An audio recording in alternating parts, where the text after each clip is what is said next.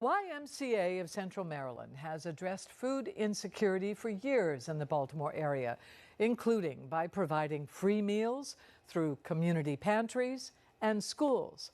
But about a year ago, it opened another food pantry. This time, it was for its own employees.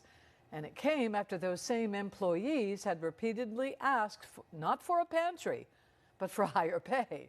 So that is the subject of a new report from Bria Overs, who joins us now from our media partner, the Baltimore Banner.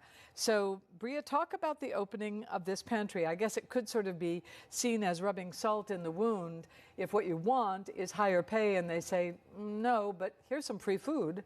Yeah, I think that's how some workers and even some former workers that have reached out to me have said that they felt.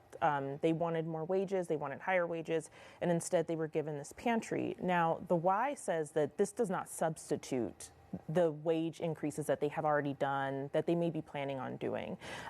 They say that this is just an additional benefit. They wanted to do something to be helpful to workers who had expressed that they were facing food insecurity. And so, you know, I think despite that effort, some folks, it still rubs them wrong. It's still not quite addressing the need that they have, which is that they simply just want to be paid more. Yeah.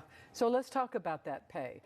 Statistically speaking, what is their wage compared to what they think they should be earning and what higher administration people are earning? Yeah, so I did some digging around, as one does, and I found that, you know, the lowest paid workers at the Y, the folks that you usually see within there, so we're talking lifeguards, we're talking after school aides, you know, make around $15.50 an hour. The state minimum wage is $15 an hour, so it's a little bit above, and there is a range, so people can make a little more, a little bit above that. But the CEO in 2023 specifically, his overall compensation, which includes a lot of different factors, but the total amount that was reported was $1.1 million, which has been very shocking for a lot of people. It made him the highest social services nonprofit CEO in our region.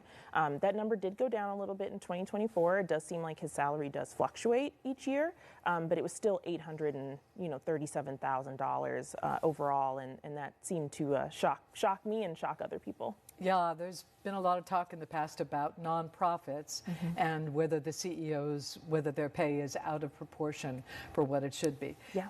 Do you think there's a resolution to this? Do you see higher pay for these employees anytime soon? I mean, I can't speak for the Y. I think that that's something that they would have to think about and take into consideration. But I think to your earlier point, this is a hot topic. This is something that we're seeing not just in the nonprofit space, but in the for-profit space.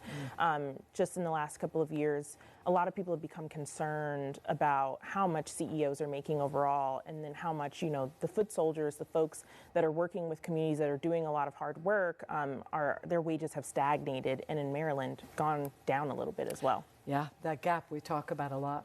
All right, thank you so much, Bria Overs, for coming in. And if you'd like to read her story, more on this story, and other independent reporting from our media partner, the Baltimore Banner, just head to thebanner.com. Greg.